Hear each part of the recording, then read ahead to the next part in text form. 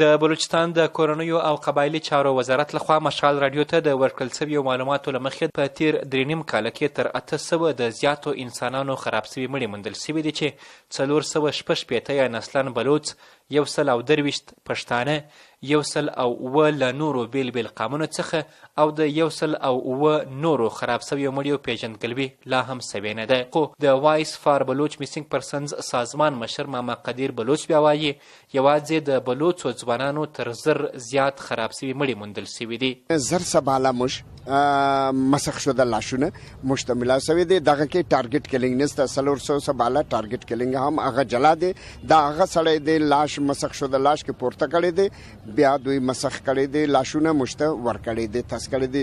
د ماما قدیر بلوچ په خبره د پاکستان استخباراتي ادارې او ځواکونه د دوی ځوانان تښتوي پرې تشدد کوي او وروسته یې په مرمیو سوري خراب سوي مړي غورځوي.